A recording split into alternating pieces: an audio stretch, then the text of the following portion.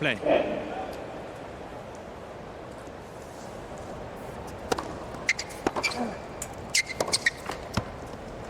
Long 15.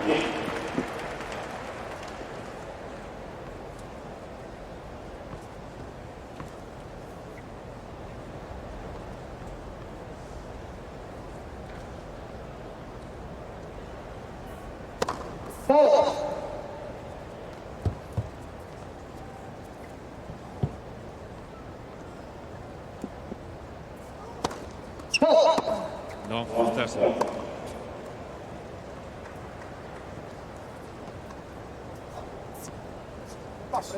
certainly a Gauff and experienced Mary Carrillo of playing matches in moments like this at a major, stadiums of this size. Of course, Medvedev, the only male player remaining who knows what it feels like to win here in New York. So for Borges, perhaps it might take him a moment to settle. That was a wild miss.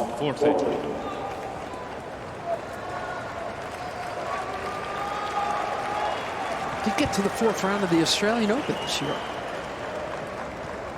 Why does this feel bigger? Maybe it's this court.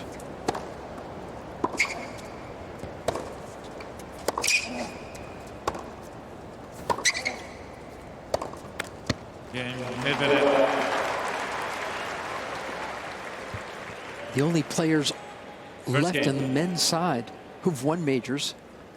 Medvedev, as we said, a couple of years ago right here. And another pretty good hard quarter. Jannik Sinner, who won this year's Australian Open. The rest looking for their first. Zverev, Tiafoe among them. 3 Americans remaining. Sinner will play one of them this evening. Tommy Paul, net rushing North Carolinian, is going to try his hand to take out the #1 seed in the night session. And Taylor Fritz and Francis Tiafoe both have made the quarterfinals in the bottom half. Now, Fritz plays Zverev. Tiafoe plays Dimitrov.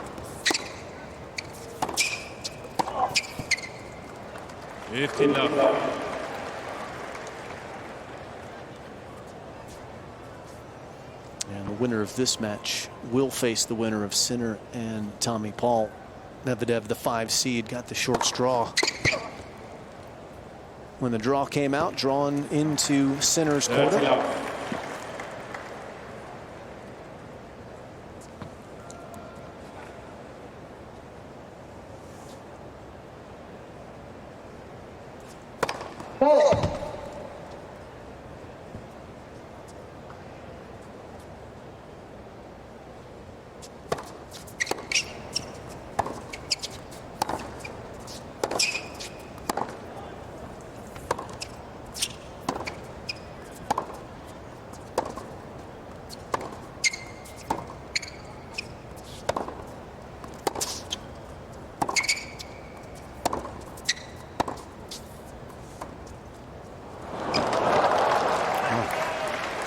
Get on the board is Nuno Borges, but he's done something already this season that Medvedev has not, and that's win a title. Yeah. Medvedev has had a very solid year. If you look at the race of the ATP players and how many points they've made this year, he's 4th behind Sinner, Zverev, and Alcaraz, but he's got a 0 next to his name when it comes to titles this year. Only man in the top 10 without a title in 24. There he's on the board. All right, the golden set has been eliminated. It's off the table. Medvedev's going to have to go through one of the quirkier statistics we've had in tennis lately if he's going to win here. And Robbie knows this one. You know this one when I say it, Mary. He's won a bunch of titles, but he's never won the same title twice. Yes. I think he has 20 titles in his career. In fact, he does. But never. That's really bizarre. It's odd. It's mind-boggling, actually.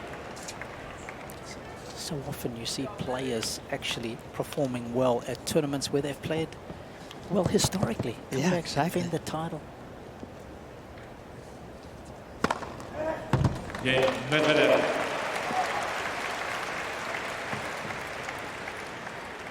I think in Wall Medvedev Street, leads by 2 they would games call to what love. Medvedev First has set. a balanced portfolio. There we go. Diversity. Yeah.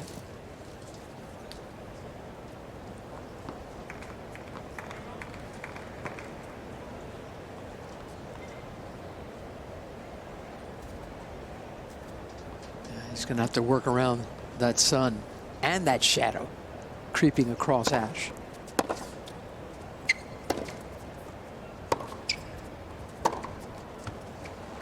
No, 15. And a guy that he can barely see when he looks up to serve. He's so far away from him. Yeah, they've played a couple of times, but never in a stadium like this.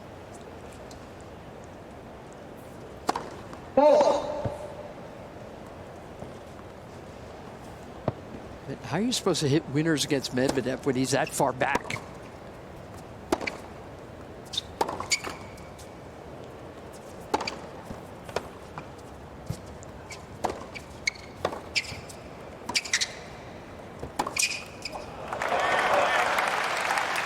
And he moves so well for a tall guy. Yeah, the answer is Borges needs to use the 1-2 combination with his forehand and then follow it with the drop shot if he's comfortable doing that. That's what Alcaraz does so effectively when he tackles the octopus that is Daniil Medvedev. Pushes him back with pace and then drops it gently over the net.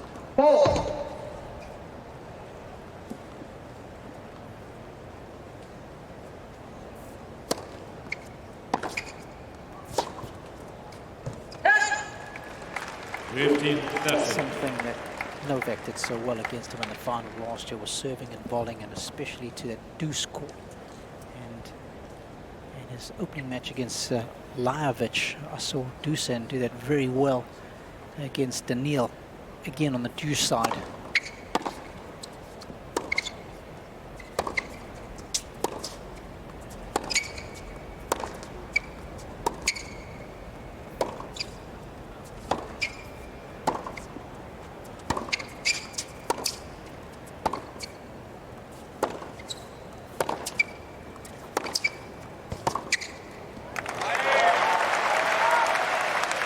Jim, I remember in that final at the start of the third set when Daniil was standing where he is now by Gilles Cervara, they were actually having a little bit of an argument with one another because Gilles was saying, you should have problem solved it. You should have been standing in and mixing things up against Novak. Now you're going to live with your consequences. There he is. Yep.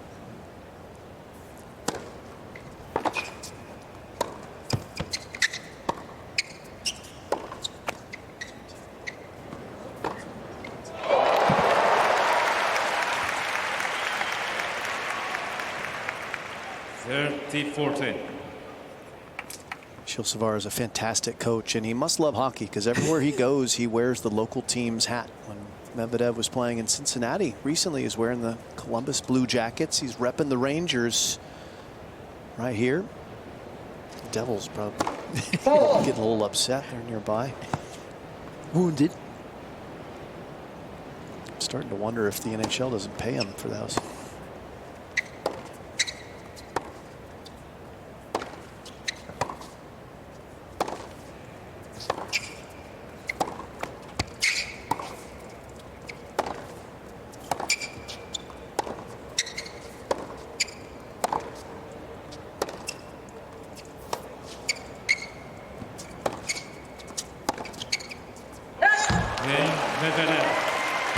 Nice clean start for Daniil Medvedev.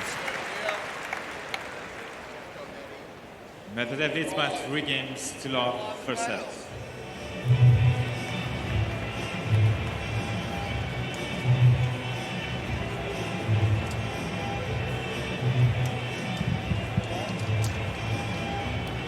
Coco.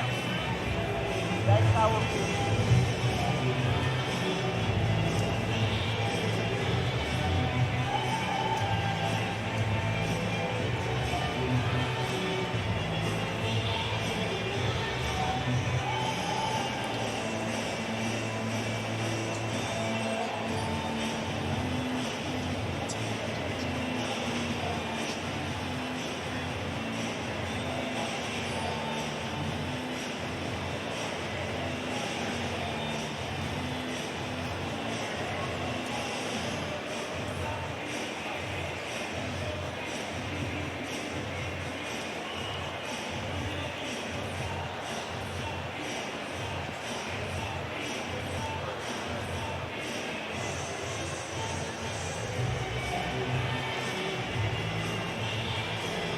Time.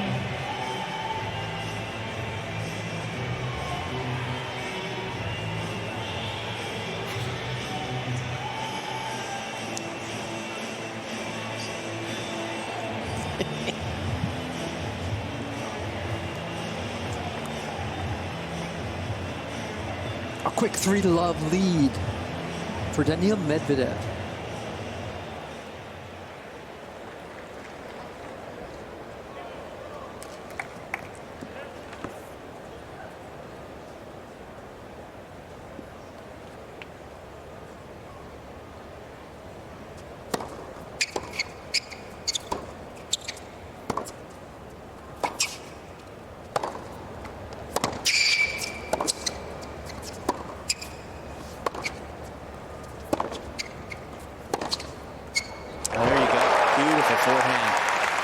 Nuno Borges.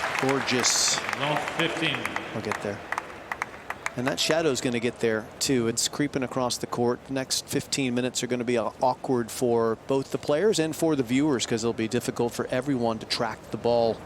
Did you play the shadows when you were playing on courts like this? Yes. How does that work exactly? Well, it's most effective when you're serving because when the ball leaves the shadow and comes into the sun, it's difficult to track, and the reverse is also true. Just crossing in a different light structures makes it harder to react in time. And when you're hitting a 124-mile-an-hour serve, if you can use the shadow as a benefit.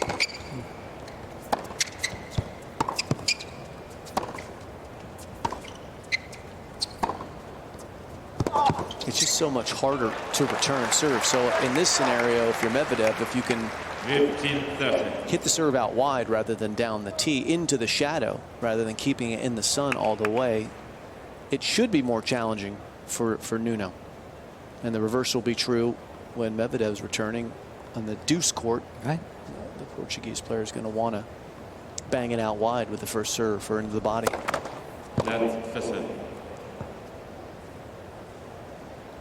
And this is something I brought to the USTA's attention a few years back, and they've used it during hot days, but they haven't really fully committed to eliminating the problem that the shadow creates for everyone, including their fans at home, which is what I'm most focused on. Like, you can't see the ball well right now, can you? No. So they have the ability to toggle the roof, as they've shown during hot days, to put the playing surface in shadow. They could literally move the roof. It would take 30 seconds to move it in about 15%.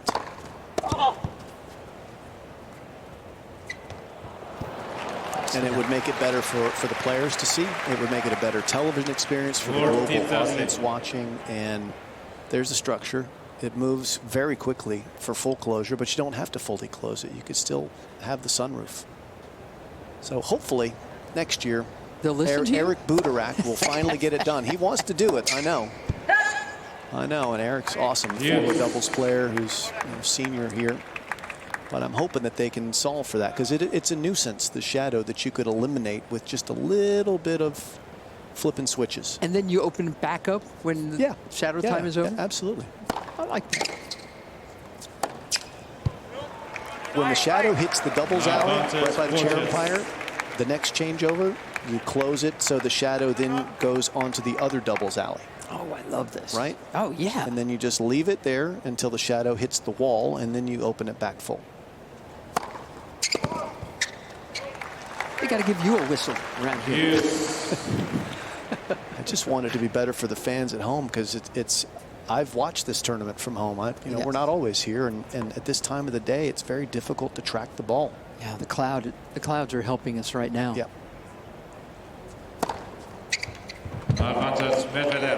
But they did bring it into play last year in the second week for rounds like this when it was ungodly hot, and they gave players relief, and we saw that the first 3 days of this tournament. So they've definitely made that adjustment. There's Gilles.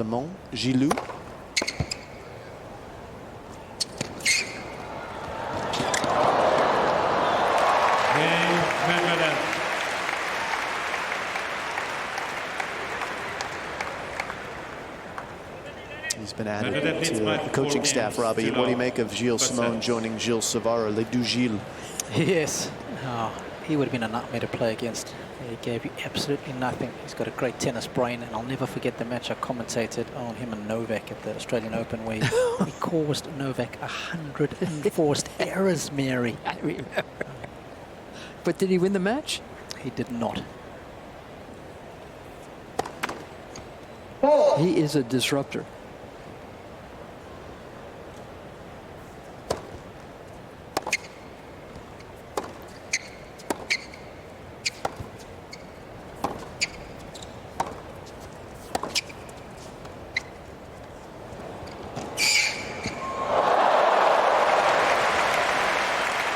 That tactic is used against Medvedev so much because he gives away so much court, and time and again he beats the drop shots, doesn't he?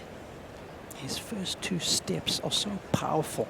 It's like a panther, and you can imagine with those long legs, he just eats up the ground so quickly, so it's deceptive. Yes, he's far back, but boy, is he quick, deceptively quick forward, Mary.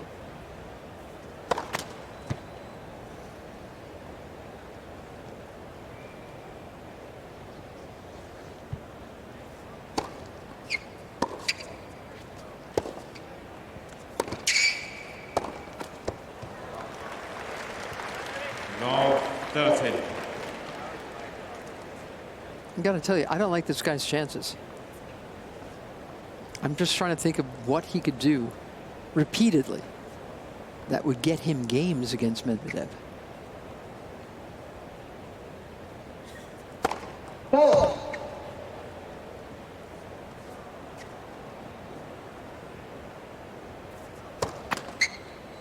No, 40. He's already had those, 3 of them now.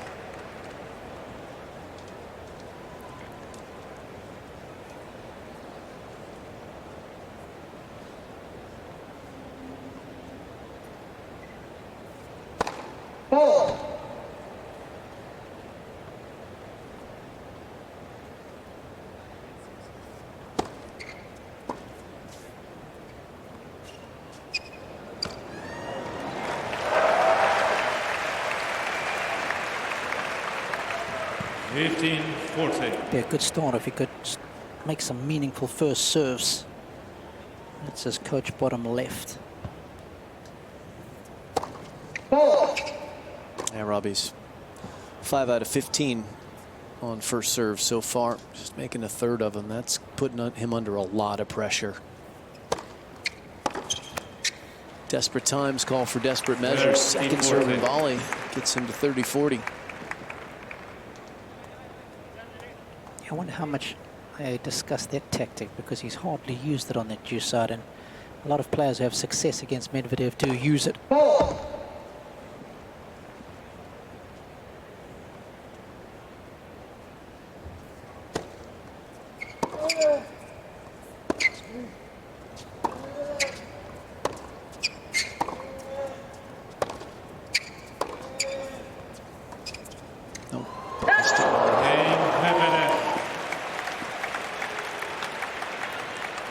19 minutes, first set. 5-up. Medvedev leads by 5 games to love first set.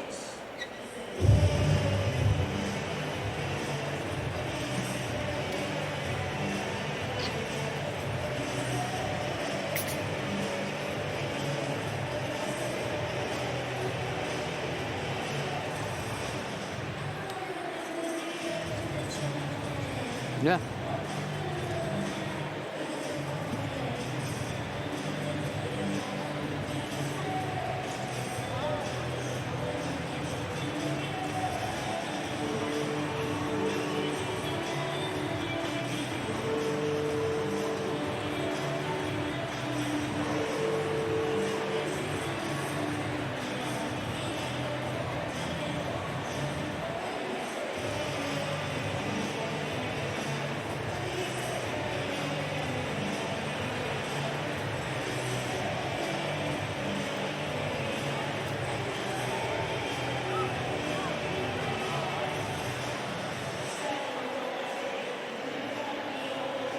Time.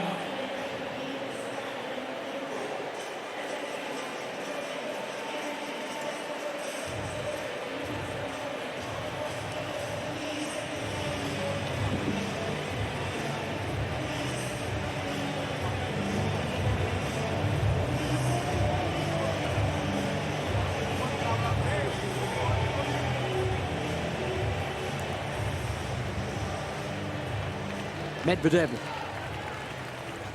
at the 19-minute mark, is already serving for the opening set.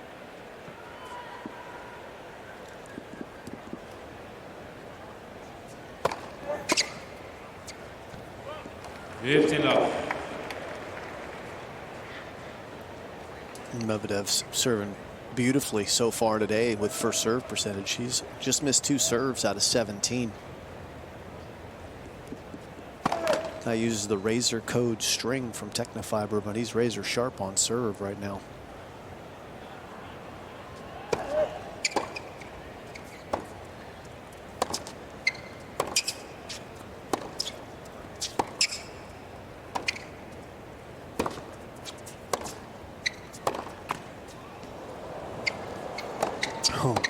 He juked him. Did you see that? Yeah. Tough to see in the shadows, but he nearly got that backhand because he was doing a little, I'm going to use Robbie's word, dance back at the court, trying to fake out his opponent.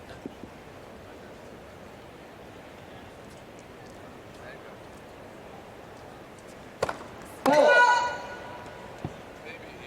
was a foot fault call.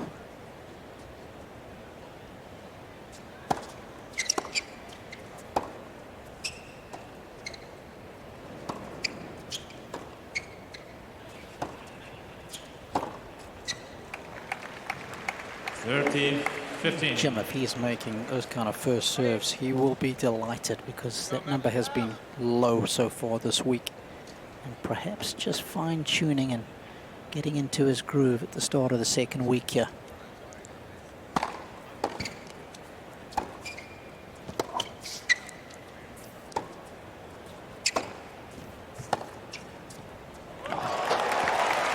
It's jaw-dropping how good that is. And a couple set points now for the Russian.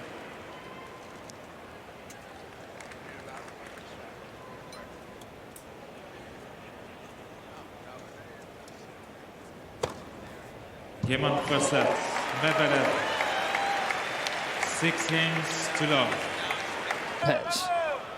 And Daniil Medvedev had a very testy match.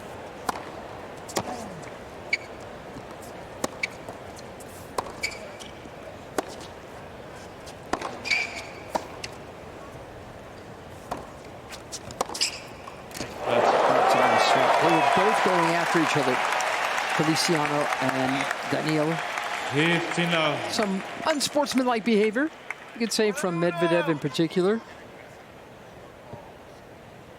But he ended up winning that match, and the crowd was booing him and everything. And Medvedev gave one of the all-time great speeches.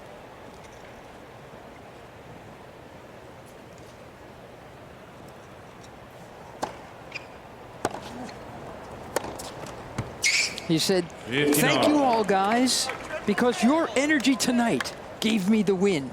He said while they're booing him. "Because if you were not here, I would probably lose the match because I was so tired. I was cramping yesterday. It was so tough for me to play. So I want all of you to know, when you sleep tonight, I won because of you." 15-30. It rained down boos. He continued, "All I can say is the energy you're giving me right now, I think it will be enough for my next 5 matches. The more you do this, the more I will win for you guys. Thank you."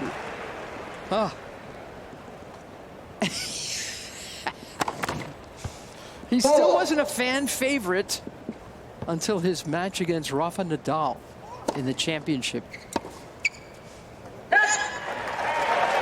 It turned into a 5-setter, didn't it? Rafa won the first 2 sets. Medvedev fought back. Finally, he was too tired to win the 5th. But then he gave another great speech.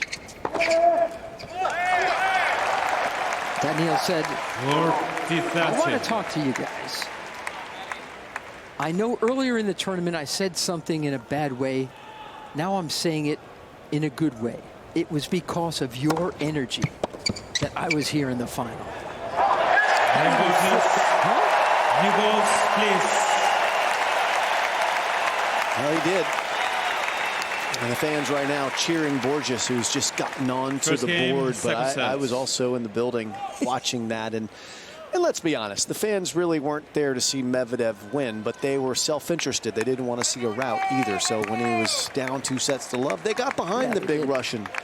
And they then were charmed by him in that post-match interview, Mary. Exactly right. Oh, boy, it was something. Yeah. He hit one of the great returns as well against Nadal to make it 2 sets all, Mary. Nadal served and volleyed out wide on the outside. He had a backhand from the first row for a clean winner, and this place erupted. Foot fault call there for Medvedev. That would be his back foot crossing the center service line. Does happen from time to time. He missed the serve anyway, so no problem. But he can create some angles, Robbie, given how deep he is. Yeah, it's not the left foot. We'll have to get the director to do the center line. That's the one that we should be looking for in the deuce court. He encroaches on that line sometimes.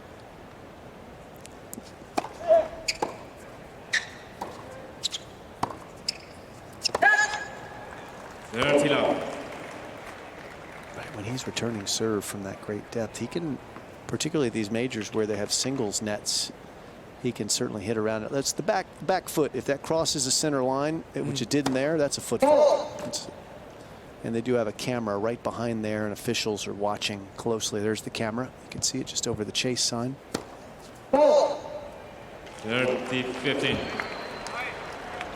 That camera is just for foot faults? Just for foot faults. That's a foot fault camera. They have them on the back baselines as well. You can see them.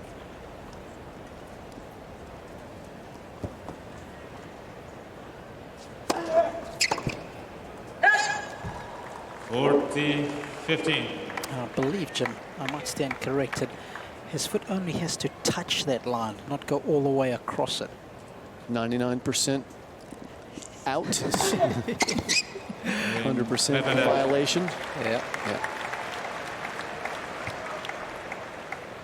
So the official has to draw an imaginary line there in their head and make that call. That's why it's so rarely called. I remember the Australian Open, Stefanos Tsitsipas got called for the foot fault, and he couldn't quite comprehend how he'd foot fault. He's like, my left foot's nowhere near the line. It was his right foot, his back foot. He had no idea.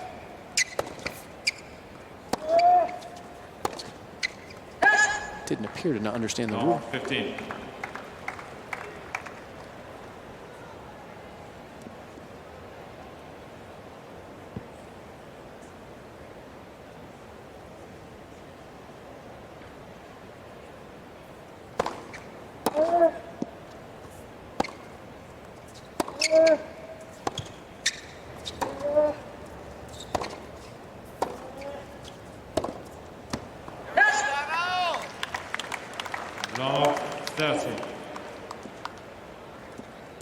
Borges, he can pump the forehand, Robbie, but he doesn't have a Western grip, right?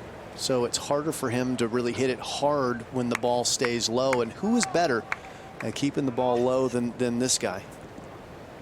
Yeah, no kidding. Court's a little slick as well, so that plays into his style of tennis.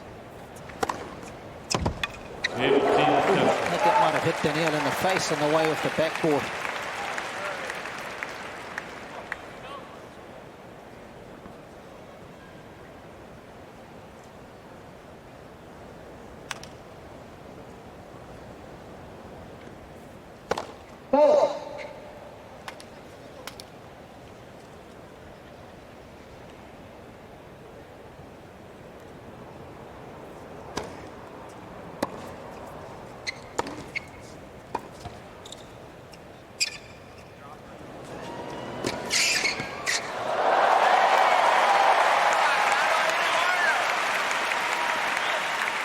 Nicely done. Once again, you've got to be careful on a hard court. That ball will bounce up a little higher than a clay court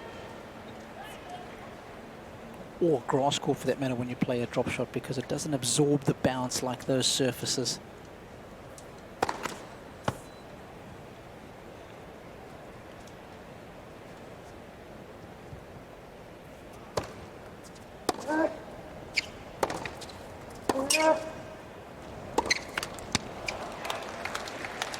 30-40.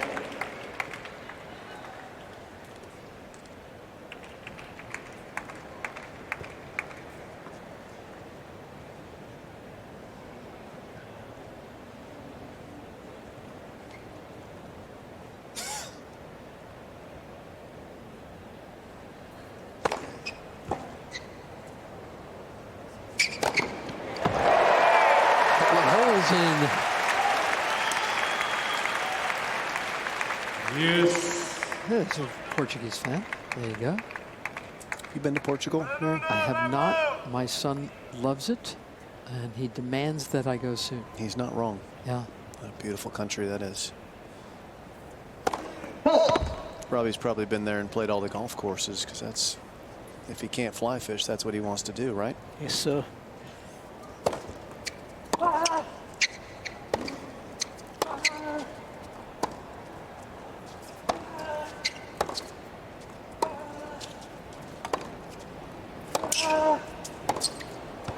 Of course, we've taken one of their famous foods and made it our own. Medvedev.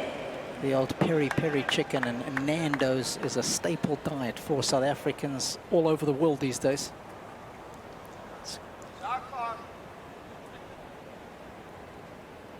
Very relaxed lifestyle, beautiful beaches. And some of the biggest surfing waves in the world as well in Nazaré. It's a couple of hours drive from Lisbon.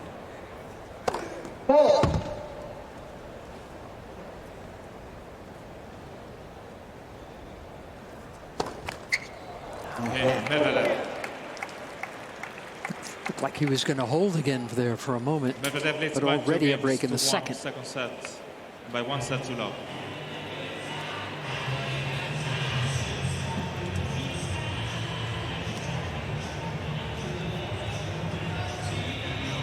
Pretty pleasant conditions overall, but Medvedev taking no chances as the ice towel on.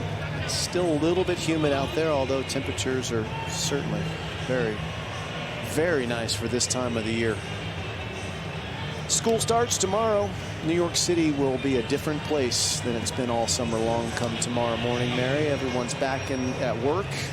Everyone's back with their school unis on. It's also when this tournament really starts to narrow its lens on who's going to lift the trophy. Who are you feeling on the women's side right now as playing the type of tennis that could get the job done? I think Sabalenka, who's already won 2 Australian Opens on a hard court similar to this, is in form to take her first U.S. Open. That would be my guess.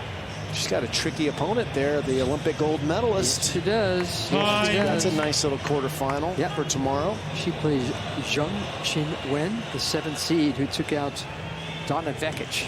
Match that ended after 2 this morning. Sources tell me it was played at a high level. Very high level.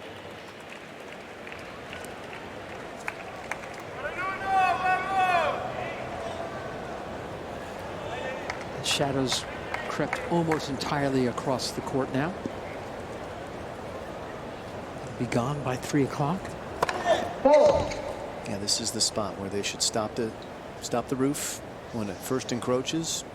Move it out to here, and then you're good to go.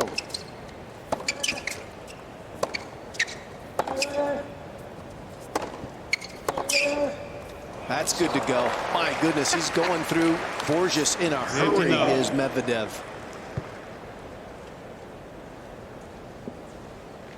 Incredible the kind of pace he can generate from so deep in the court. Technique might not look pretty, but I tell you what, the contact is sweet. 30 low. We were having that conversation yesterday, weren't we, Jim, about technique versus mental toughness. And Medvedev's a good case in point. He certainly is, Robbie. His backhand is so good, and it's so unique. He has a hockey grip. His hands are split. They're not together like almost everyone else's you'll watch. There's space there in between them.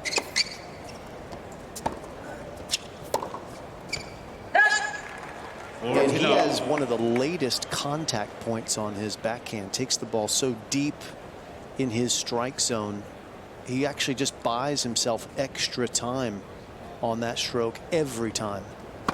And players are often told and taught, take the ball early, take the ball early. Medvedev takes it late.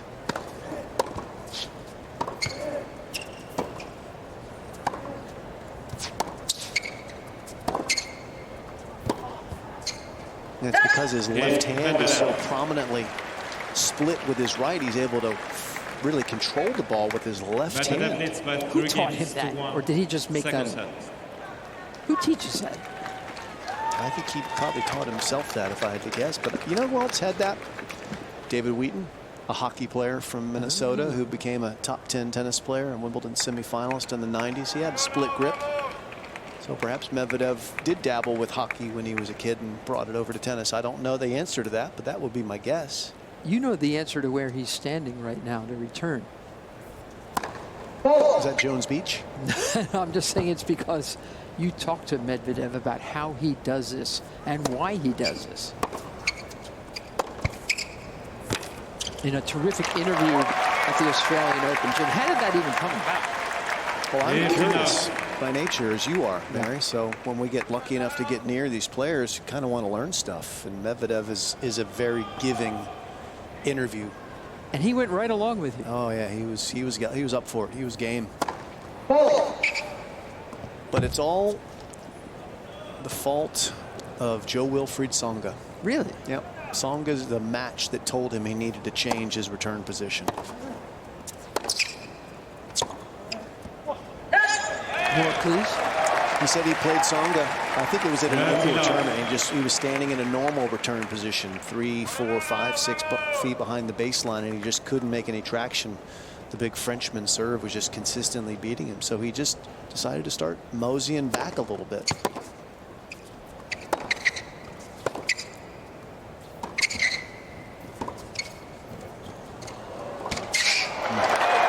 Good game here for Borges to stay close. So Medvedev had seen also Nadal start to deploy that, right? Rafa was using it on the clay and then brought it to the hard courts. And so Medvedev just started practicing it and toggling it and working with it. And basically his theory is he can hit a normal ground stroke for a return of serve because he's so deep. Rather than having to block returns, which you have to have an abbreviated return when you stand in closer, the ball decelerates so quickly when it comes across the net that by the time it gets to him, it's descending and he's able to hit a ground stroke. And he's awfully good at it.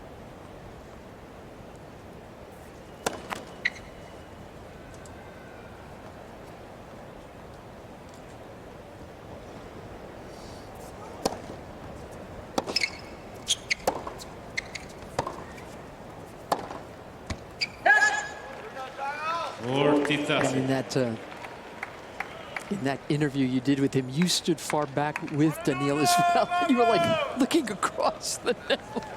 How in the world? He's like, it's so easy from back here just to hit the ball deep in the court. Like it's everyone should. I was like, it's not, man, you're out of your mind. And how do you cover the drop shot? He was like, well, we practiced that. My physio, my trainer has me stand deep, and then he just hits me drop shots basically, and I would go run them down. Wow. Yeah. Oh, no, Nuno. Come on, Nuno. Come on, man. No, Nuno. And then in the most Medvedev thing of all, yeah, he talks about how this is how he returns. In the next match against Hubi Hurkacz, he stands right up on top of the baseline.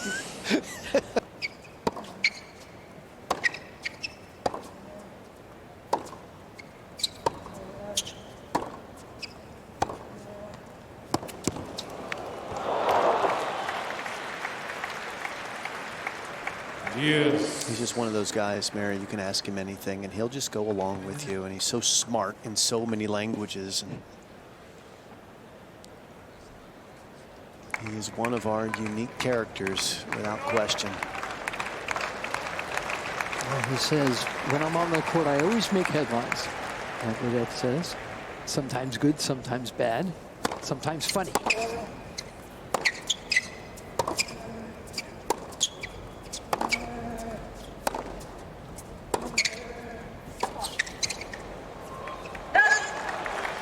He recounted a lovely story with Taylor Fritz when they were about 12 years old, Mary, just recently. And they were practicing in the juniors, and basically said he was giving Taylor Fritz such bad calls, but he actually thought he was just calling the ball normally, only to hear Taylor and his coach talking about how this guy gives the worst calls ever. He said there's nothing worse than 12 and under juniors, right? Cutthroat, bloodthirsty.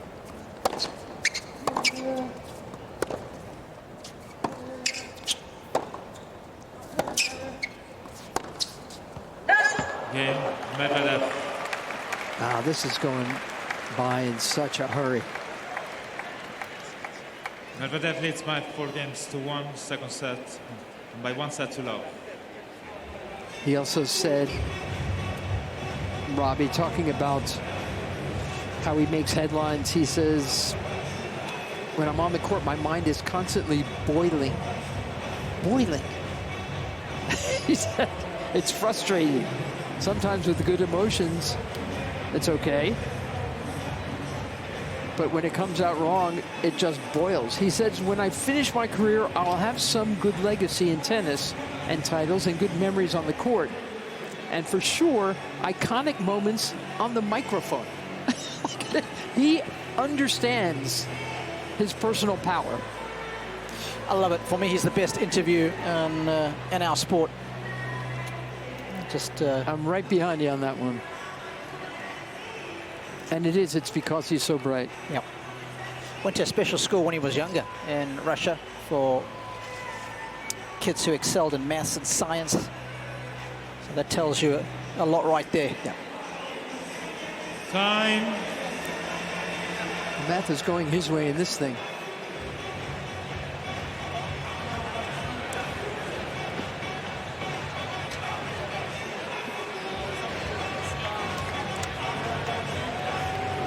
These fans are watching the second match in Ash Stadium. Right now it's going by very quickly. 6-love, 4-1 in 44 minutes.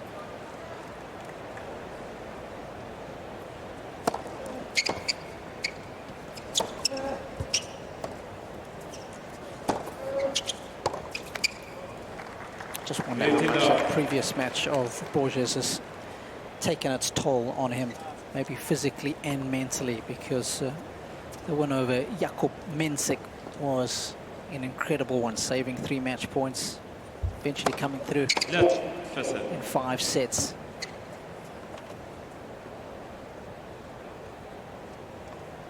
It's never the build-up you want prior to playing against Medvedev's incredible defense and shot tolerance. His ability to stay in and extend rallies is an intimidating force. Coming in at all wounded, this is a tall mountain to climb. Sure is.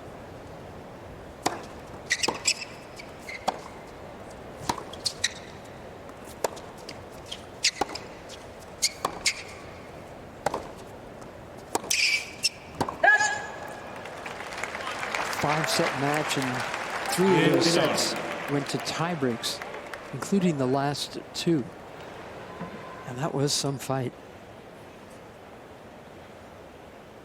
That was in the section where Stefanos Tsitsipas and Felix Auger-Aliassime, they both went out in a hurry. 15:30. That's a name to keep an eye on going forward, folks. Jakub Mensik of Czechia. He is a proper player.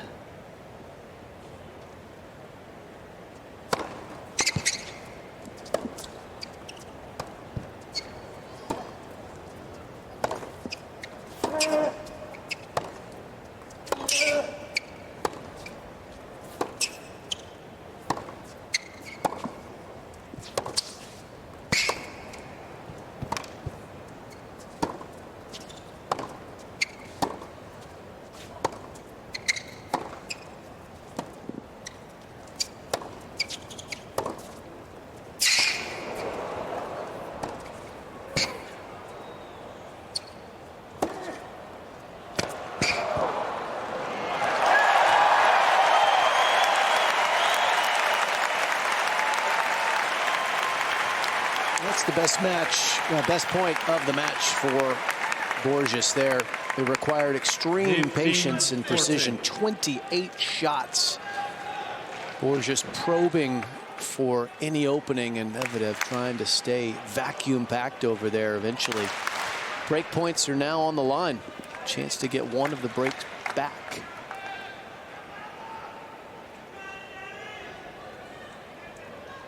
Thank you.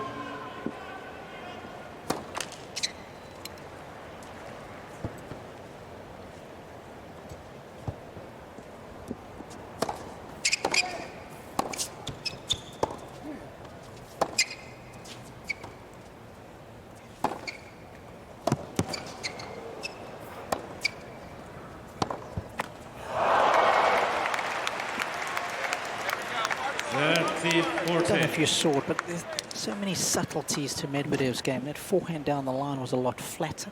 He hit it shorter, knowing that Borges was deep on the previous shot on the forehand, so it's flatter and shorter on the backhand. It didn't bounce up, didn't carry.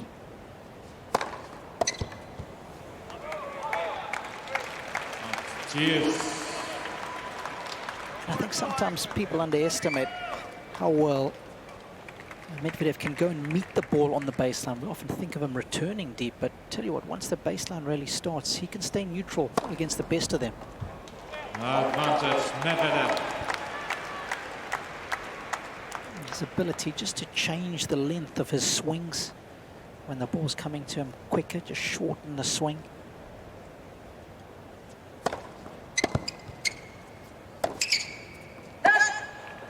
Yes. He missed there, but it's also that last fraction of a moment racket speed that he can get to, right, Robbie? Yeah, he gives it the buggy whip finish, doesn't he? Comes around the side of the ball, abbreviates the swing. So his game is full of disguise.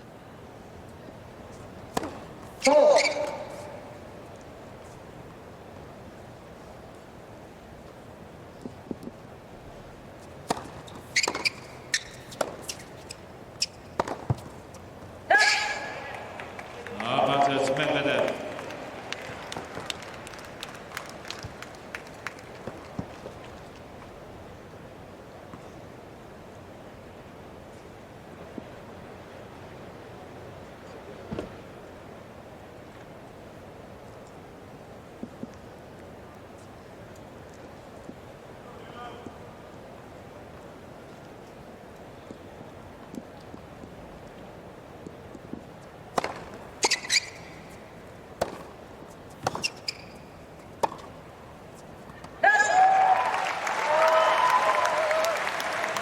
Time Borges able to rush him with a wonderful depth.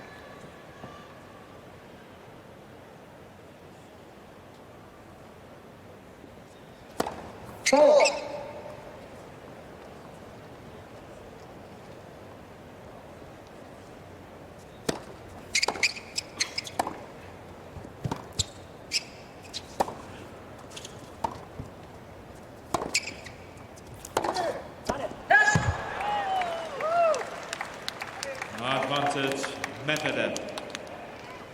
Medvedev can hit the ball big if he decides to, but it's not his normal pattern of play. He's quite happy to just watch what you're doing and react and outmaneuver you over time.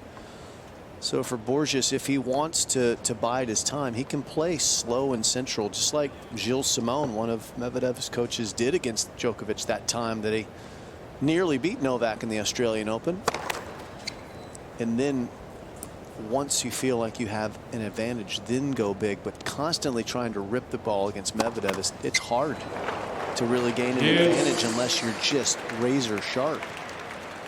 And Medvedev could hit harder than he does. For sure he does. Would much rather torture you than just go for the quick couldn't kill. say it better myself, Mary.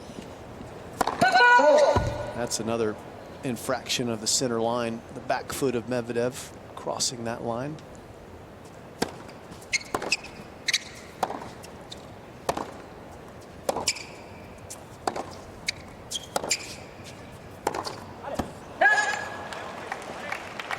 Advantage, Medvedev. It's always been a weaker side of Borges, the forehand wing. Can leak a A lot more unforced errors.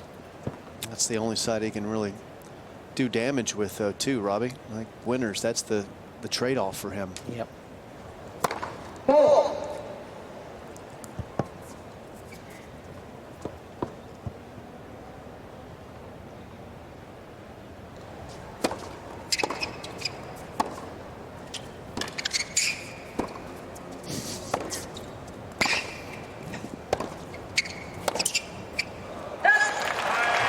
Does that besides Medvedev? Who gets to the net and decides it's time to go back to the baseline? Yes. Our coaches would have made us do 10 push-ups if we did that, right? The other one, you'll both appreciate this, is when a lob goes over your head, not only do you hit a lob back, but the guy who's hit the lob must come to the net, right? Follow it in. We don't see that too often these days. It's tweener territory, and most of the time, wait to see what happens.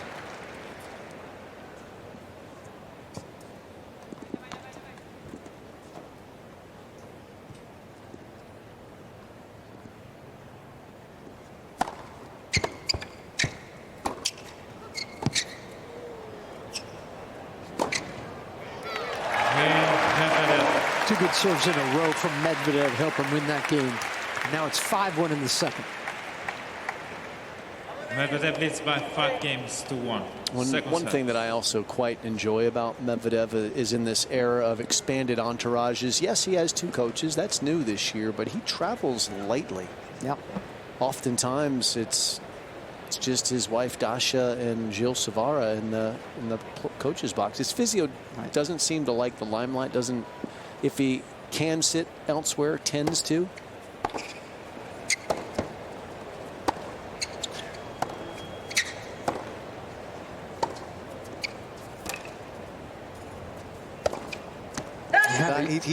He goes with the small toss. He does. Yeah. They have a beautiful small child too, but they don't want to put that baby through torture. Let's not make the child crabby.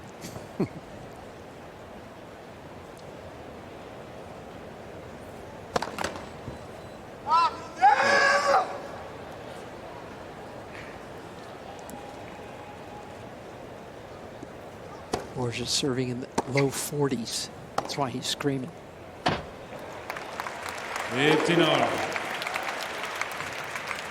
It's also living in a horror movie right now, directed by Daniil Medvedev. Exactly. Mr. Medvedev is watching the replay of the call of the left baseline. 50-foot octopus.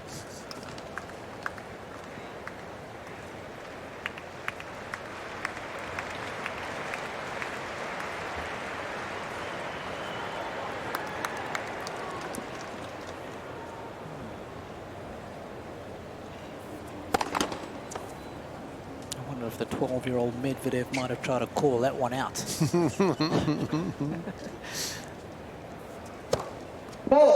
Man. 15 classic. Well, think about that, Robbie, as Borges suffers some more. Think about tennis players at 12 years old calling their own lines. Can you imagine if Little League Baseball players were allowed to call their own balls and strikes, what that would look like?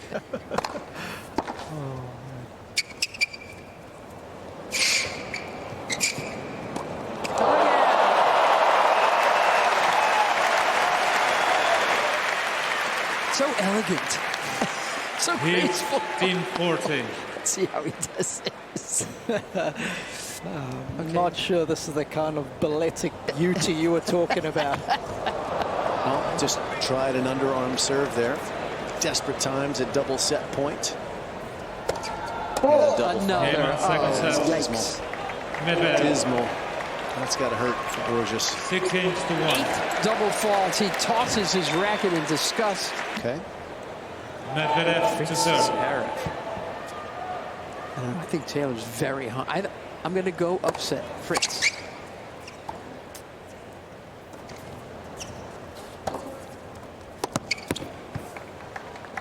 And I think Tiago gets Dimitrov, the 20th seed, with the upset over the 9th. So you're calling an American male in the final. You're saying it's going to be Fritz and Tiafoe in a semi. What do you think?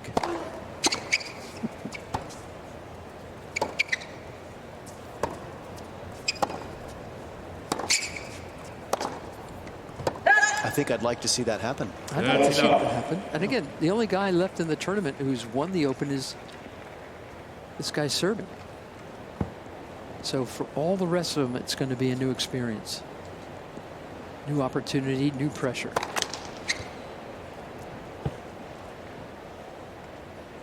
Thank you for your comprehensive assessment of the draws, Mary. Absolutely. That's why I'm here.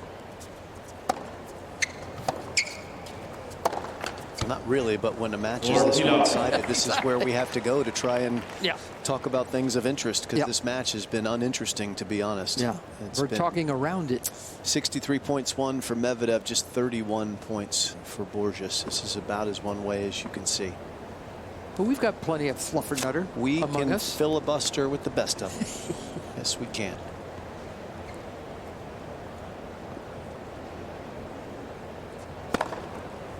Medvedev. Borges taking no time. He's going around the net post, Serena Williams style. He's not even going to stop at his seat. All right, Robbie, you're right down there. So I ask you, from on high, how many majors can Daniil Medvedev win for the rest of his career? He's not going to get stuck at one, is he? What's the target? What's the over-under, Robbie? I want to say 3. I'm picking 3 as what he'll be able to achieve. All on hard? See him. Yes. All on hard. All Okay. on hard. So he gets a big chance twice here.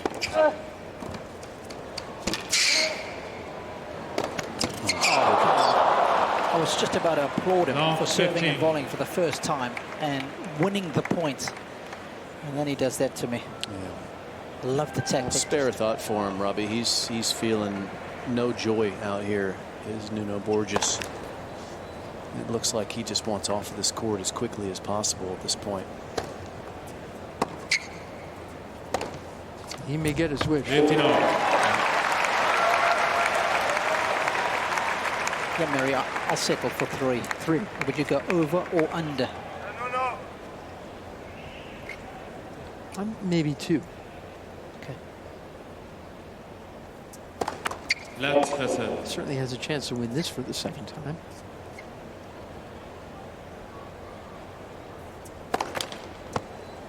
He's had looks to win the Australian, hasn't he? Does that count as 1.5? Given he had a 2 sets to love lead in the final. Yeah. Oh.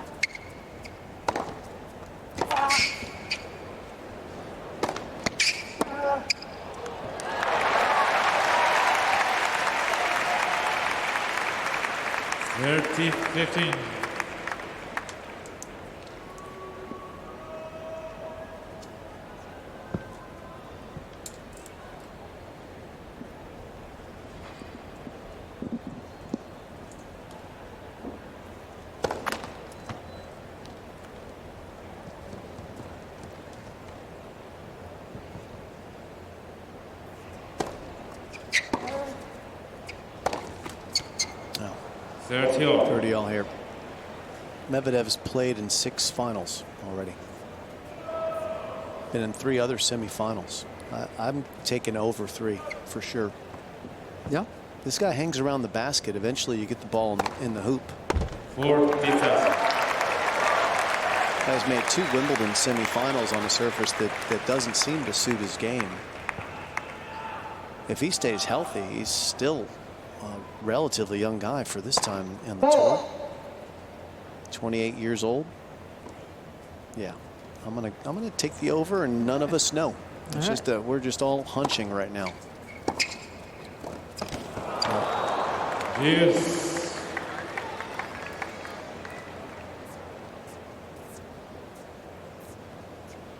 Yeah, I'm sure if you had asked us that question when Michael Chang won the French Open at, what was it, 17, how many more is he going to win, right?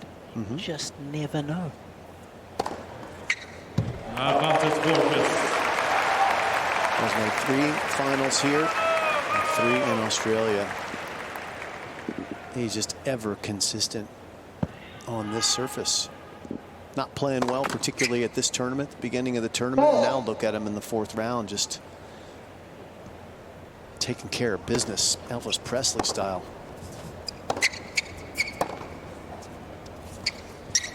For our younger fans, that's someone who used to sing and dance.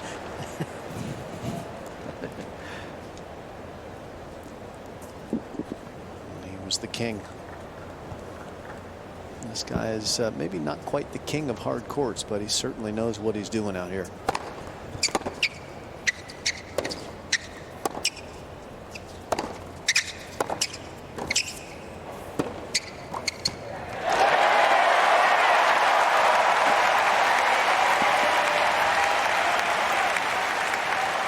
Advantage Borges.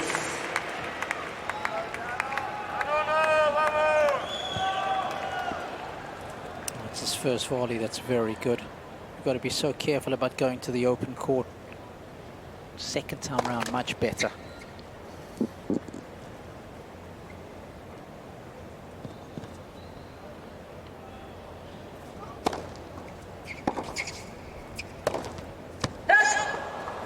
Yes.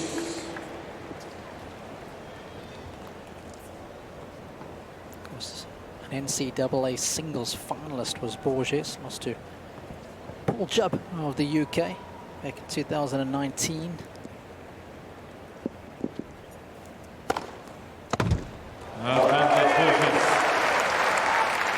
Played his college tennis at Mississippi State. That's his coach. On the left, Arun Machado. Andre Santos on the right, his physio.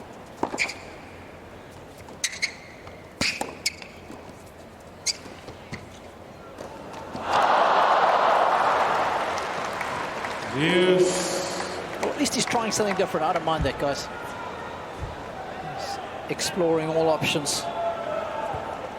Yeah, there's be a little parlor game in this set. How many net approaches for Borges? He had 8 in the opening 2 sets. He's already at 4, and not quite 2 games. And he was wandering in there again.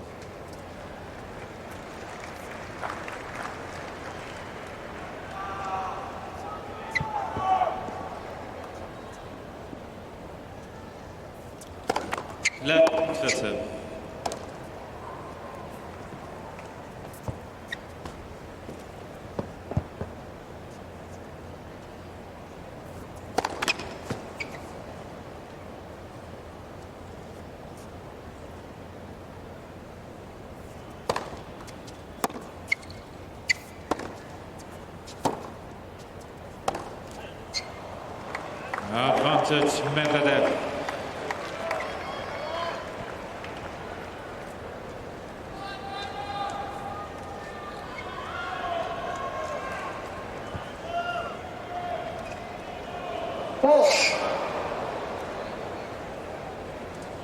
I swear every time the camera puts it on that Portuguese girl, I automatically hits an underhand serve. I don't know why. What's the correlation? I don't know.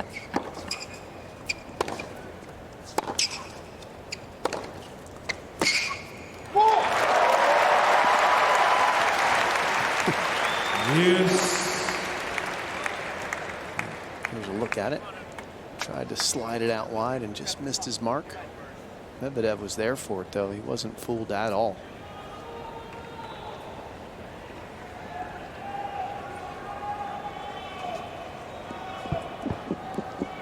Thank you.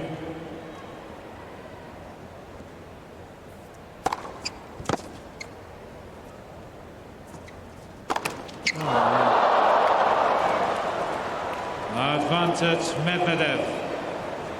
Medvedev's got 10 unforced errors. Borges just struck his 37th.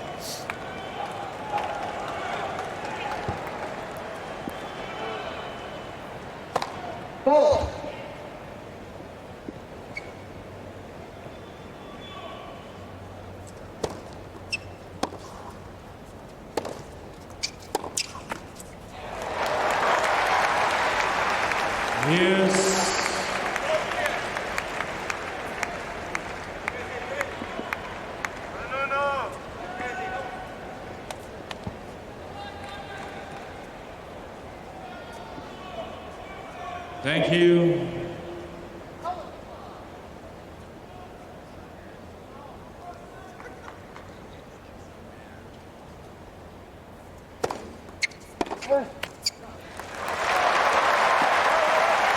Advantage Borges. Yeah, Borges, a chance to hold serve, something that's been pretty difficult for him so far. Saved 2 break points this game already. There he gets on the board. Sweet relief.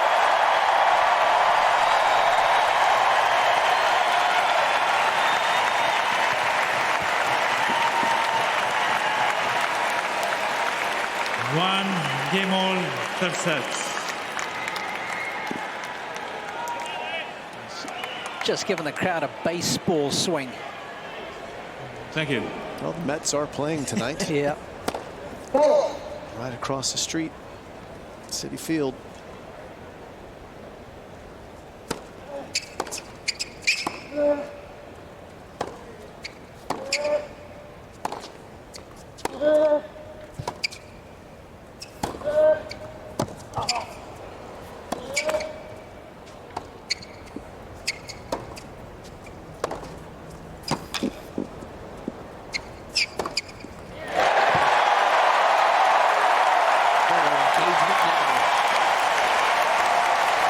Now 15. Let's see if the fans here can lift him up. Create some tension in this third set. There was none of that in the first 2.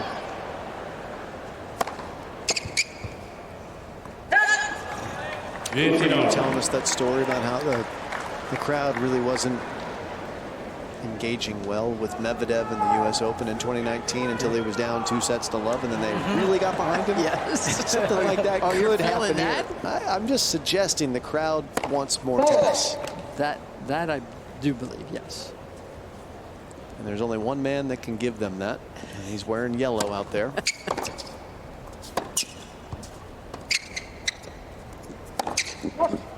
Well, that man could as well if he starts making mistakes like that. We've seen too many unforced errors today from the Russian.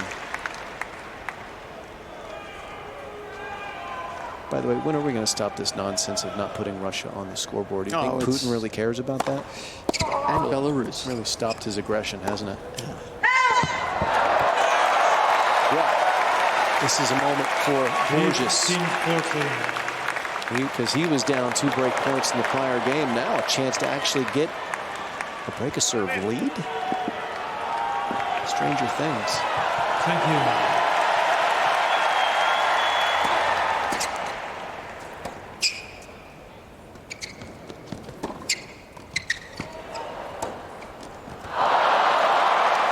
Oh, the old don't care about the crowd applause. Medvedev was just going to serve irrespective of whether there was quiet or not.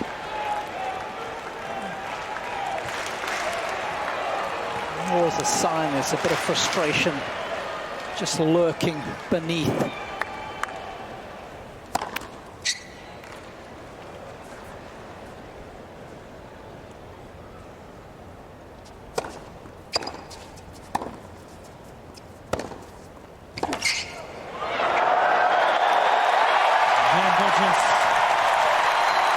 New balls, please. Has a match broken out?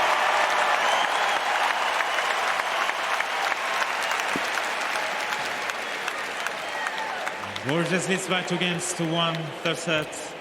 Medvedev leads by 2 sets to love. Not sure yet if we have a match, but we definitely have some energy in the building for the first time since these guys walked onto the court.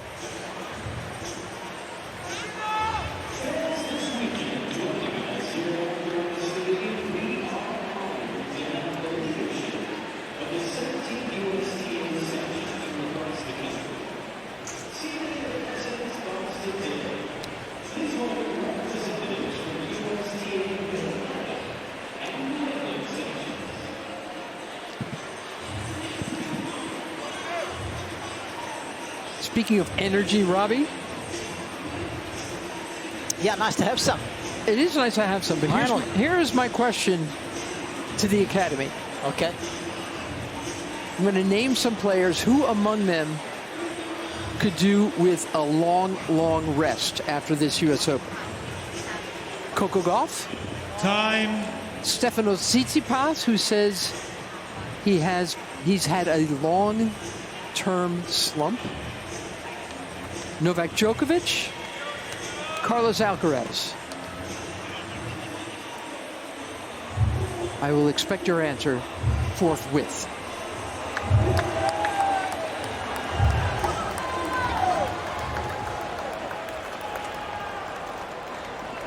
Jim, I want to ask you this as well. Who needs to take the biggest break after this U.S. Open? Gauff? Thank you. Tsitsipas? Djokovic? Alcaraz?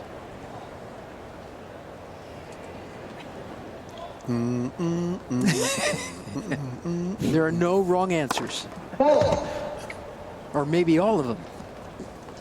Who's going to? No, who do you want? Who should? Yes, yes, who should? If you were their coach, or their mother, or father. As Medvedev tries to get back on serve. Robbie, do you want to lead off and I'll follow? I'll probably go with Coco. Coco? Yeah, just perhaps work on some stuff on her game. I don't think she's playing as well as she could. Yeah, just I'm digesting so many thoughts about each player, but just my natural instinct tells me Coco.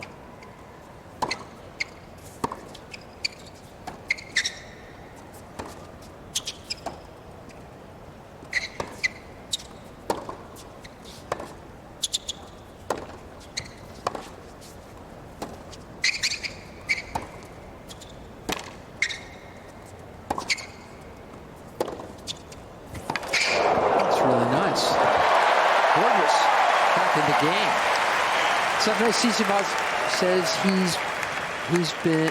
he's tried to rest, he's tried to train, nothing is working. He doesn't quite know what to do with himself. He's fired his father as his coach. What does he do?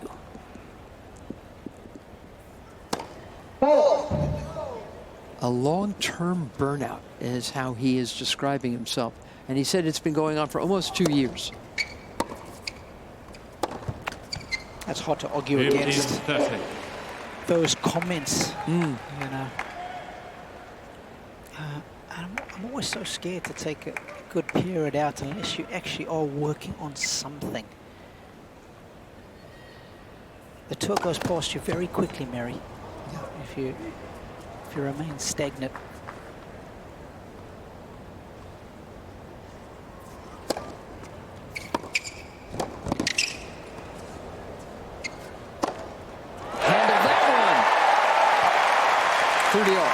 I remember so much back in the day when I was coming in on Monday.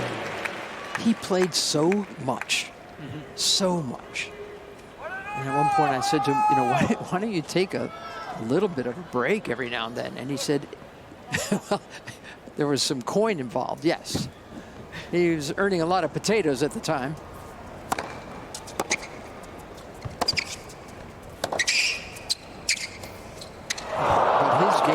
Game required so much repetition. It's the only way he could feel confident. He said, if I take a week off, it takes me a month to get my game back. Wow. Yeah.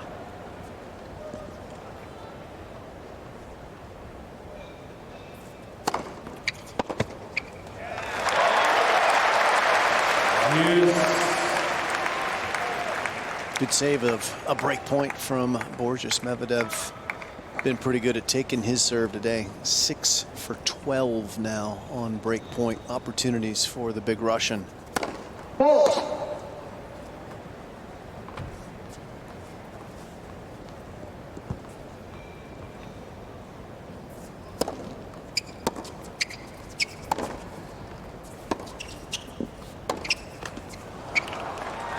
Advantage Medvedev. It's 0 for 3 in this set, however. Comes a fourth opportunity. Buying time for Robbie to keep organizing his thoughts around Carlos Alcaraz and Novak Djokovic's decisions. What their schedule might look like, or should look like, the rest of the year.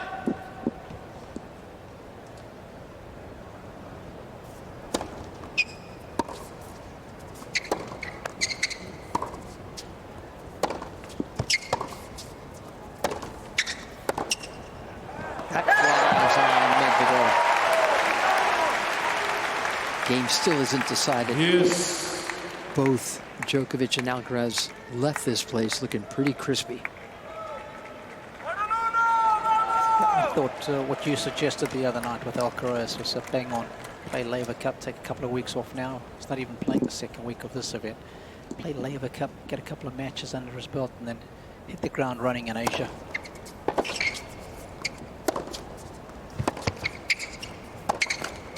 I do listen to you, Jim, a lot. Advantage Medvedev.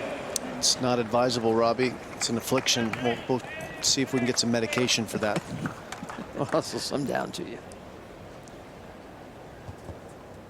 Alcaraz strikes me as someone who wouldn't be that happy not being out Yes. if tournaments are happening. He's still a puppy dog, you know, running around the field, having a great time. Just needs a little bit of time to himself, I think.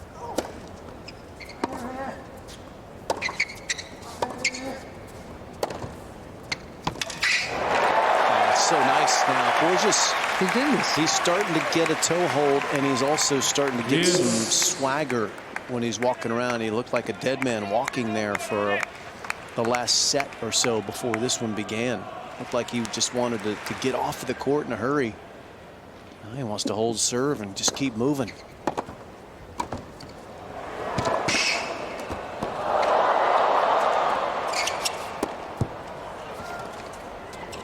That's right.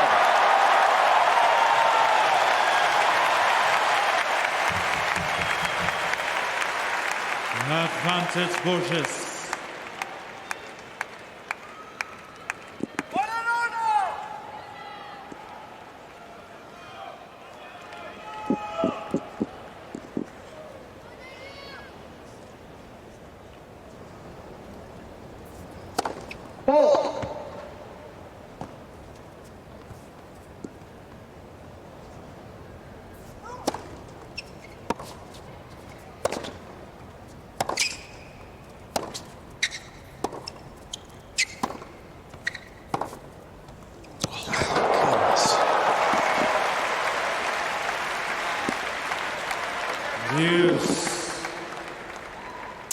Gilles Cervara was asking him to move the ball around the court more rather than get involved in cross-court exchanges, and that is just money placed with absolute perfection.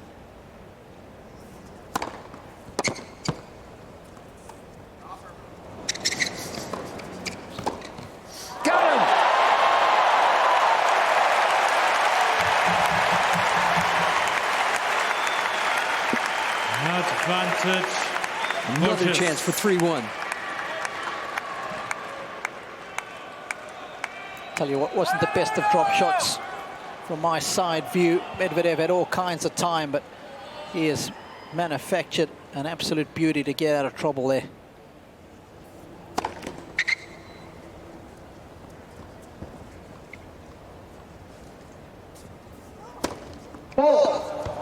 Cheers.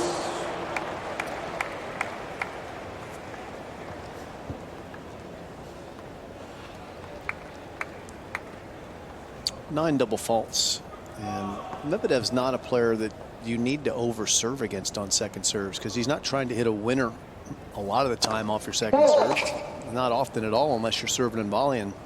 He's so deep in the court, you can just hit a normal second into the middle of the box and then brace for impact. Get ready to go to work from there.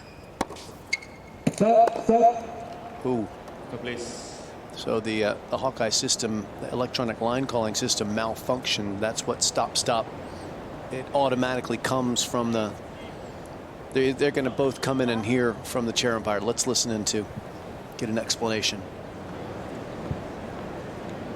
So there is a fire alarm in the building where the Hawkeye booth is, and we cannot continue because the system is down at the moment.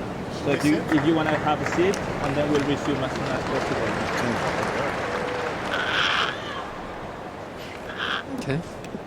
Ladies and gentlemen, due to a technical issue with the electronic line calling, we have paused the match and we will resume it as soon as possible.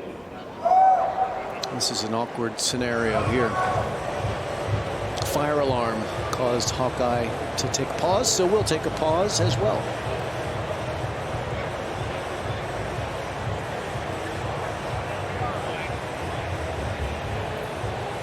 This doesn't seem like one of those situations in my house when I have technical problems where I can just unplug it and then plug it back in and reboot it and we'll be fine. No? The old reboots. In all seriousness, we hope everything's safe in the building where our Hawkeye team is doing all the electronic line calling. They said the fire alarm went? Fire alarm is going off. That is obviously troublesome. So, hoping. Doesn't look like panic in the disco. Well, that's video review. I'm not sure that's the same thing. It might be, but I don't think so. You said it didn't look like Panic at the Disco? Yeah. I realize you listen to that kind of music, man. All right, why will we have this time? Yes. Jim, you did not answer this question. Who needs to take Okay, I'm going to go in reverse order. All right. Okay, so Carlos Alcaraz should be the first back to the playing court. Okay, Because you want him back. he was tired mentally, but not tired physically after the Olympic Games. So I think a little refresh at home in a couple weeks, and he's going to be anxious to get back out there and showcase his goods. And I think Laver Cup is the perfect soft launch for him. It's a team event. There's the tournament referee, Jake Garner. He's trying to help the situation get resolved. So I think Alcaraz should be back for Laver Cup and then proceed over to Asia and finish up in Paris Indoor and Tour Finals. Okay, what about Novak Djokovic? Novak Djokovic, I think, should be a little bit more mindful about protecting his entirety of his fall. I believe he's going over to Asia to play in Shanghai. Got officials on the court here talking to the chair umpire. So I'd like to see him, in a perfect world, I'd say Novak didn't go to Asia and just played Paris Indoor in the Tour Finals. Oh, okay, so there's no problem. No. They're just not doing it right now. Okay. Oh, good. So it sounds like there's no dangerous problem. Okay, that's good news. All right. So Stefanos Tsitsipas. Tsitsipas needs a new coach. Okay. And once he gets a new coach, I think that'll breathe new life into his energy and enthusiasm for the sport. Okay. Coco Gauff needs to work on her technical issues on her serve and her forehand. And for her, I would suggest not playing the rest of the year and lining up a whole slew of exhibitions in November and December so she could then practice all of the things that she will have been working on in the next couple of months. I like that. That's my working backwards theory. I like Thoughts from the cheap seats? Robbie, how do you feel about that? I think Jim's bang on. Makes perfect sense. The coaching issues with Steph, I think he does need to resolve that and find somebody that he can trust implicitly. I remember his physical trainer. I thought he needs to be back on board on a full-time basis. Christos Fiatakis, he's one of the best in the business. I don't think he's around enough. He keeps a very short leash on Steph. I'm a big fan of his. Steph has often played some of his best tennis when he's been around, certainly at the beginning of the year. He often travels in capacity as the Greek team physio down to the United Cup, and he's around in Oz. So I'd like to see him on board on almost a permanent basis. Okay. Together with a good coach, I think, that would definitely keep things nice and fresh in his team. So, just echoing Jim's sentiments. He's been there and done it, so he has a very good idea of how those things work. It's going to be interesting. We spoke yesterday about technique and mental toughness. I think Coco is very strong mentally and physically, but we are seeing the effects of some of the frailties of her technique, both on the serve and players able to exploit it on the forehand side. But they say sometimes that success can be a lousy teacher, but she might turn around to us and say, well, Robbie, I've won a major already. How lousy can my technique be? So there's always that conundrum if I was having a conversation with a player. And I suppose I'd come back, Jim, by saying, well, come on, let's aim for double digits. I think you're that good. But are you prepared to perhaps suffer for the next 6 months whilst you try and make changes for the long-term goal of being able to win multiple majors? But, as I say this, and I digest the information, guys, there's not many players that have made big changes in our sport. Say, like in golf, for example, the only one where I really think of a big change was the serve of Novak. From what it was in 2010 to how it's evolved to now. Daniil, we're ready. Too many. You might have to help me out, Jim. Sabalenka hired a biomechanist to alter her serve when she was struggling, and boy, she reaped the rewards of that. So it is doable. It's not easy, though. Your point is well taken. It looks like the building issue with the fire has been resolved, so we can get back into what's now become a actually contestable third set after one-way traffic for the Yes. first two. It wasn't too long of a pause. Thank you.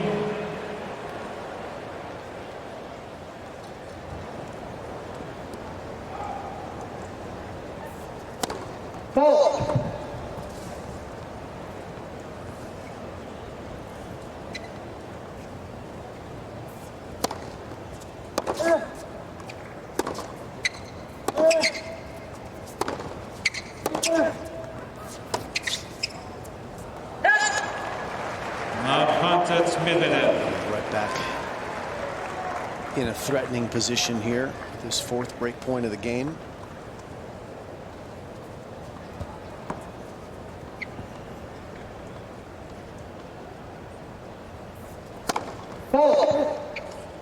Was that little pause what Medvedev needed to get back on top?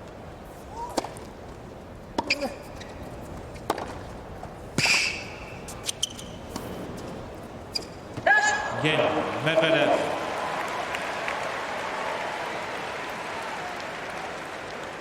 Two games all, third set. So we're just having that really interesting chat. Thanks, Mary, for bringing up that topic. And I'm just thinking out loud here. Hubie Hurkacz just split off with Craig Boyden. What about Craig Boyden as a possible candidate for Stefanos Tsitsipas? Craig has shown his dexterity working with all manner of personality and player, and what a different energy he would bring. Yeah, let's get him on the blow. No, 15. It would be someone that if I was in Steph's management team, I certainly would put on a list. Guy's experienced, worked with all different types of players and personalities, and he's chill. Super chill. First set. And he's got the best damn beard in the business.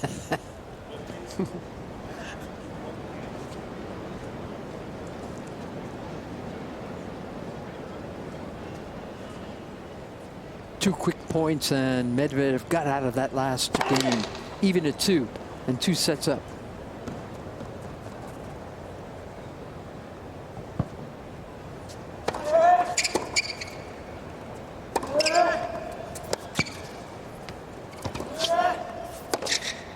That falls wide. 15 all.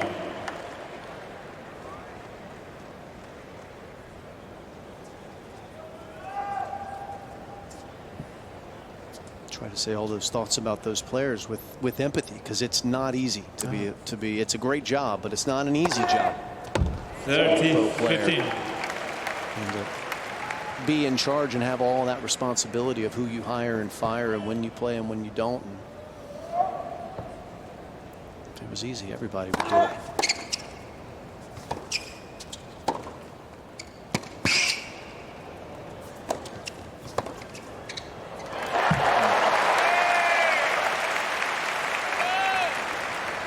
Sergio.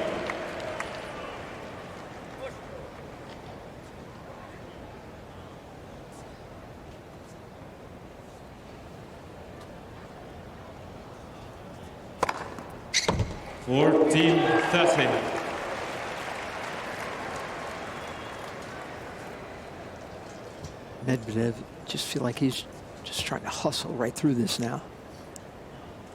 He could have been down 3-1.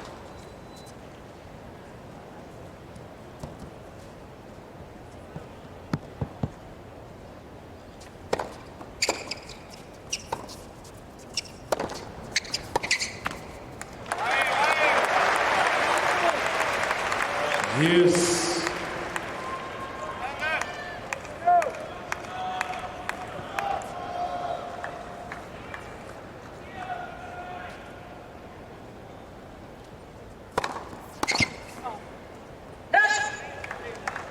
Advantage Medvedev.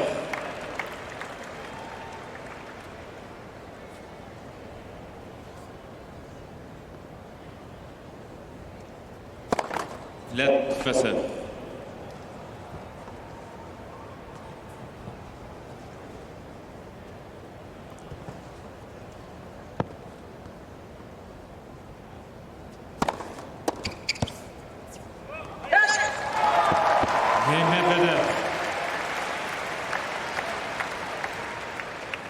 3 games Medvedev away leads now. by 3 Is games to Medvedev. 2 third set and by 2 sets to love.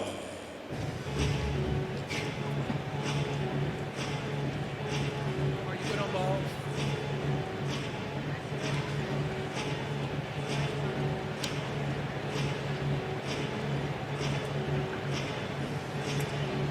How's Wazi doing? She and Haddad Maia are out on Louis Armstrong. 6-2 for the Brazilian in the opening set. Second consecutive year that Wozniacki has made the round of 16 in this tournament. After 3 years away and 2 children. Yeah, but her husband does most of the work. Oh, I see. Yeah, That does. David, he's a retired basketball player. He's got plenty of time. Colin Wozniacki says, I can feel I'm not 20 anymore. And I'm not recovering as a 20-year-old anymore.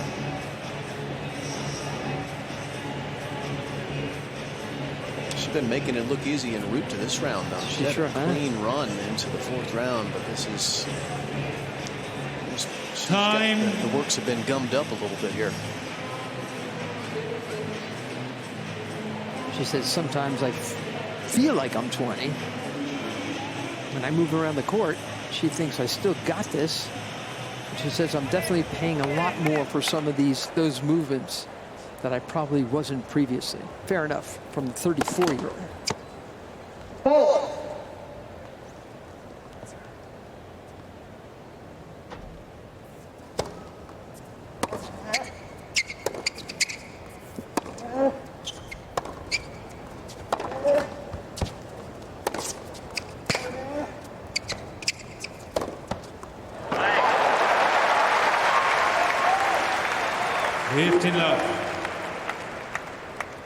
Wow, Borges has had to use the full length and width of the court here.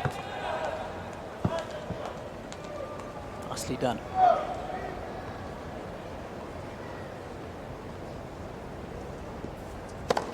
How's net numbers looking for just this set, please, Jim? Yeah, it's 12 net approaches for Nuno Borges. He's won 5 of them. Medvedev has been in twice and won 1 out of 2.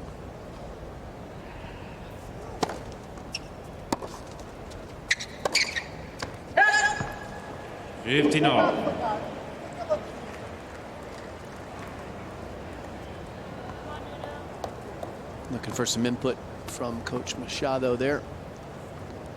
Not seeming to be too happy with the feedback.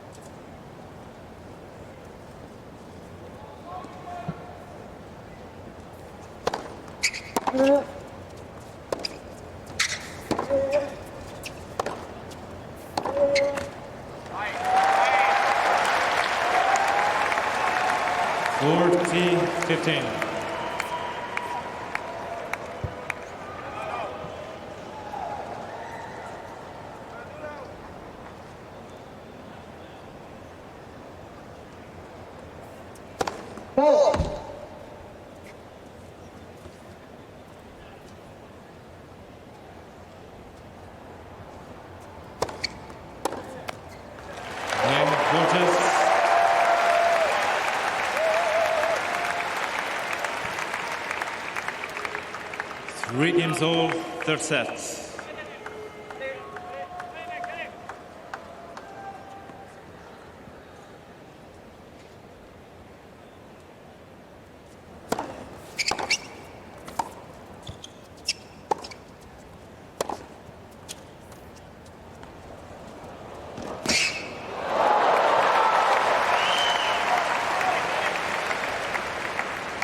Love.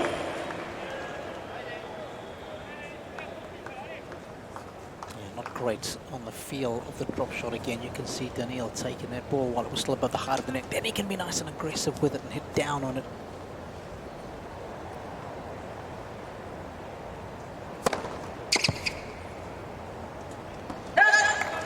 30 love. I like how every time Medvedev gets drop shotted, he considers it an insult. Wow, what a football is being called today. And it's off that little center line. Yeah, his first serve really stands very near to the center. That gives him the ability to hit the T serve and keep it out of reach from a lot of right-handed players. The second serve, he moves further away from the center. He quite likes to swing the second serve out wide and reduce. So he does bring that foot fault into play, and when he's serving into the deuce court, only on first serves though. 40-15. No.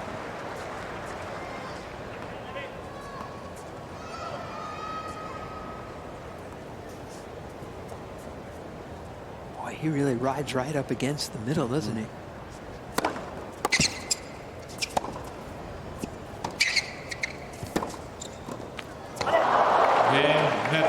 Quick hold from Daniil Medvedev. Medvedev is by 4 games to 3 third set and by 2 sets to love.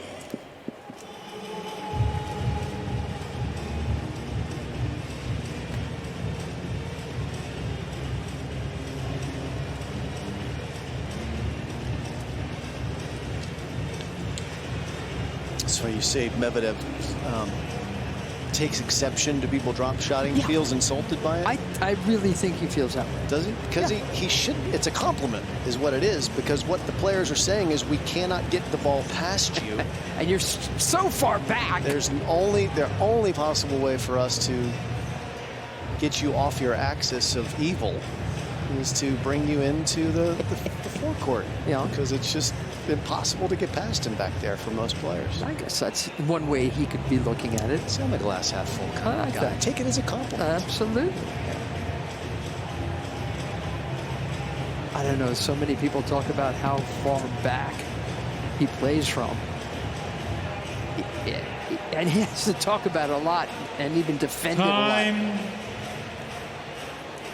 So when people drop shot him, I think he's like, no.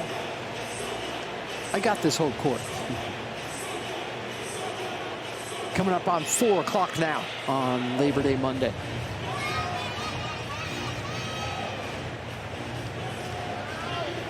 See, now, Labor Day is one of the big reasons why for so long Super Saturday happened. Because a lot of people took off on Labor Day. The tournament didn't want the men's semis on Friday.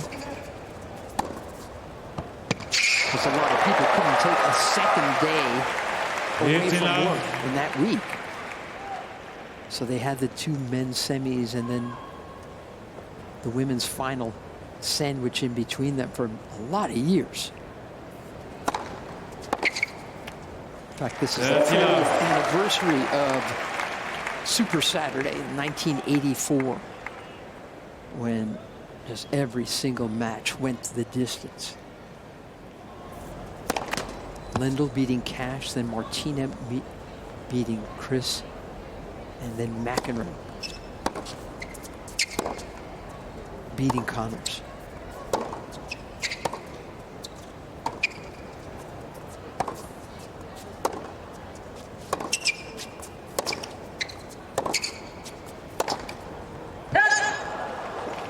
Thirty, 15. That was an amazing day of tennis if you had the stamina for it. And starting at 11 in the morning with Stan Smith playing John Newcomb, and that went the distance. I'm talking about Super Saturday 40 years ago.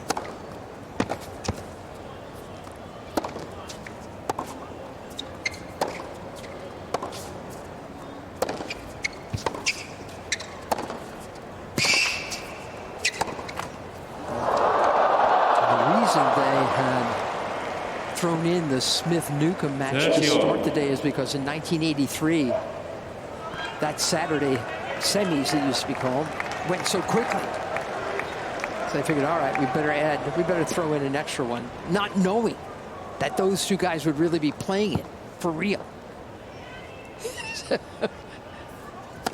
Super Saturday ended at 11:16 at night, which by today's standards doesn't even seem late.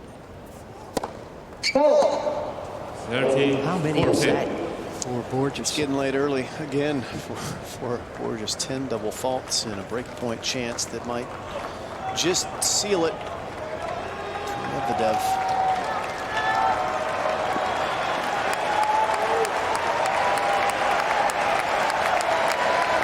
Thank you.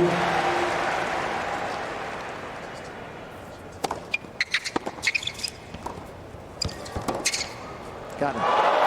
Game Medvedev. Game away. So Medvedev has experienced Medvedev leads semifinals by here, 5 but for the games most to part, 3 I believe third he's sets. been playing on Fridays. So you're saying that ever since work from home became a thing, that it's okay to have the semis on Friday? Is that what we're talking about here, Mary? That's what I didn't even know I was saying, but yes, that's what I was saying. Okay.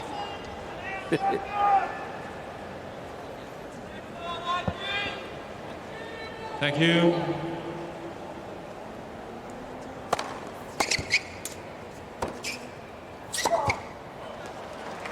$15 love. If Medvedev wants to play on Friday, he's going to have to go through either the American Tommy Paul, should he hold this game, which it's likely he will, or Jannik Sinner. 30 love.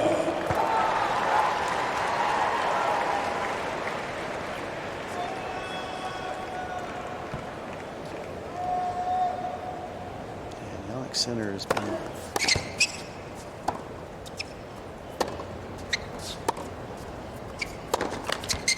problematic for Medvedev lately, but Medvedev did beat him at Wimbledon. And he's on the doorstep now of waiting to see if Sinner can join him in the quarterfinals. Thank you.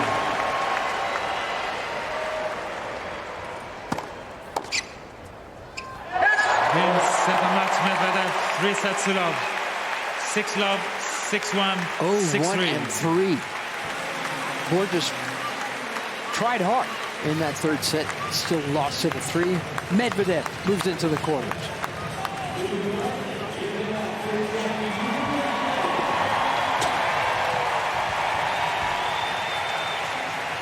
Finished that off in 1 hour and 51 minutes. Robbie, you talked about Medvedev not having his A game on his first serve in this tournament.